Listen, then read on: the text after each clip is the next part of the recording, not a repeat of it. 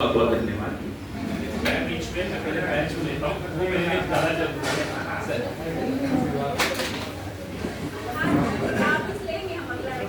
कोई बात नहीं, अरे मतलब आपको रक्षाबंधन की जानकारी क्या मिलता है उसके लिए बहुत बहुत धन्यवाद। लेखनी रचना का संसार, रश्मि बहन जैसी संस्थापिका है। संस्थाएं केवल एक माध्यम होती हैं, वो कलम सबके हाथ में होती है और हम लोग हमेशा एक दूसरे के लिए बने हुए हैं। बहुत अच्छा लगता है जब ऐसे मंचों पर आमंत्रित किया जाता है। मैं सीधे सीधे कविता पर आऊँगा, थोड़ा समय की मर्यादा रखूंगा।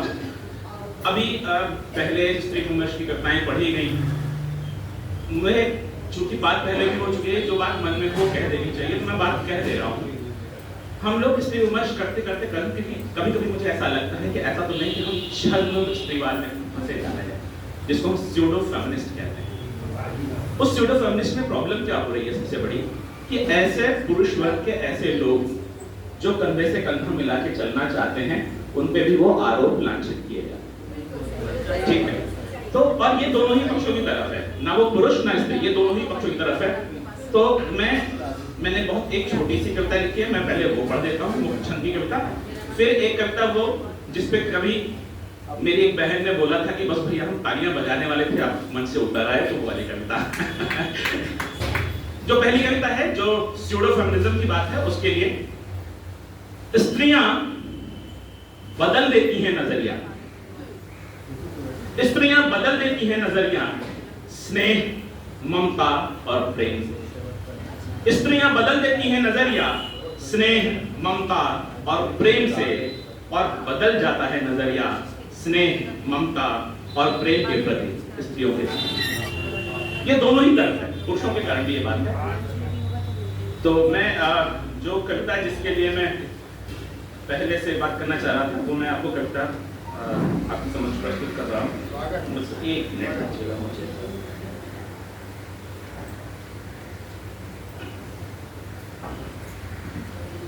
ये जो कविता मैं प्रस्तुत कर रहा हूँ, जो कि स्त्री विमर्श सा ही लगा, तो समाज ने स्त्रियों को कहां लाके खड़ा किया है, ये कविता उसके लिए है।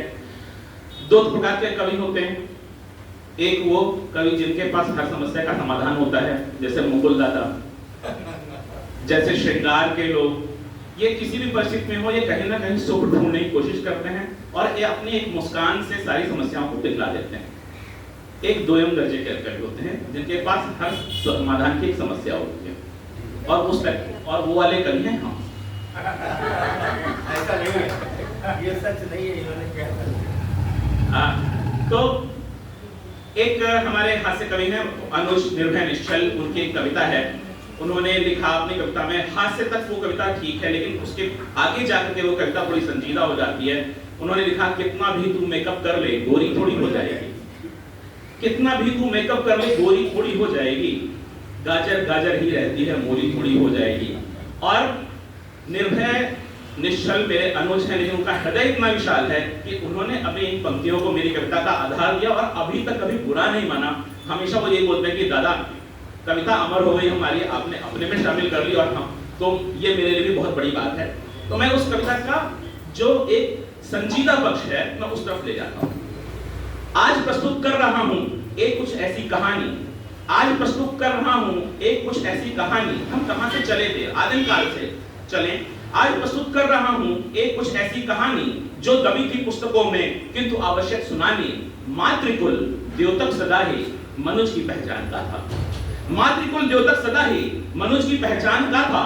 समय संस्कारित नहीं था, प्रकृति और विधान का था। कुटुंब रक्षा भरण पोषण निर्णय सभी मनुजा हवाले, कुटुंब रक्षा भरण पोषण निर्णय सभी मनुजा संभाले।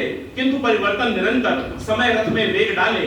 गर्भ धारण प्रसव पीड़ा नेत्र रोग की शक्ति भौतिक, गर्भ धारण प्रसव पीड़ा नेत्र रोग की शक्ति भौतिक। हो उपेक्षित रो रही थी इश्क की जो कृति अलौकिक। मातृसत्ता मर रही थी, मातृसत्ता मर रही थी। छद्म था पुरुषार्थ जागा, सभ्यता के उदय ने था जो पुरातन सभी त्यागा। पुरुष के हाथों में आए टूट कर उद्योग सारे, पुरुष के हाथों में आए टूटकर उद्योग सारे। ज्ञान धन ऐश्वर्य सत्ता और 56 भोग सारे। ग्रंथ फिर कुछ नियम थे धर के नाना वेश आए, ग्रंथ फिर कुछ नियम थे धर के नाना वेश आए थे। प्रेम का था आवरण बस, वस्तुतः आदेश आए, क्या करोगे युद्ध में, क्या करोगे युद्ध में, गृह स्वामिनी बनकर रहो तुम, क्या करोगे युद्ध में, गृह स्वामिनी बनकर रहो तुम, शक्ति छोड़ो भक्ति की बस वाहिनी बनकर रहो तुम, और आदर्श लिपटे स्वर्ण कंगन, जिन गहनों की बात हो रही थी, आदर्श लिपटे स्वर्ण कंगन, कंठ में रखार पहने, पांव बांधो रजत कड़ियां, बेड़ियों जैसे ये गहने। आदर्श लिपटे स्वर्ण कंगन, कंठ में रखार पहने, पांव बांधो रजत कड़ियां, बेड़ियों जैसे ये गहने।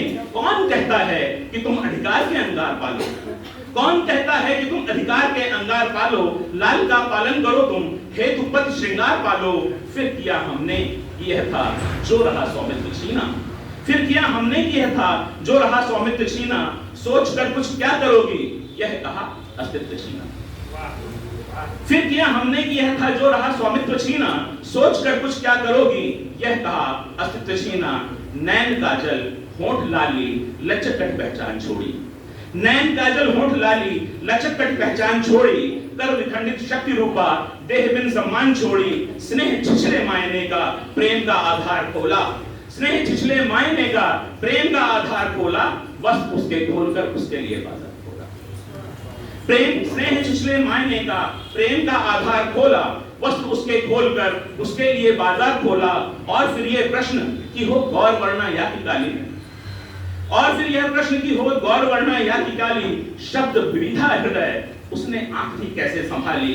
वर्ण पर उस प्रश्न उठते, वर्ण जो शंभू का है, वर्ण पर उस प्रश्न उठते, वर्ण जो शंभू का है, रंग श्यामल कृष्ण का जो रंग भारत भू का है। हास था परिहास था फिर उठी है व्यंग भाषा, हास था परिहास था फिर उठी है व्यंग भाषा। सघन पीड़ा भेदती उर भेदती मन को निराशा, तब भी है श्रृंगार भारी चुभ रहा यह दिख रहा है, तब भी है श्रृंगार भारी चुभ रहा यह दिख रहा है। पुरुषत्व अपना तुष्ट करने कभी हमारा लिख रहा है, कितना भी तू मेकअप कर ले गोरी थोड़ी हो जाएगी, गाजर गाजर ही रहती है गोरी थोड़ी हो जाएगी। बहुत बहुत धन्यवाद।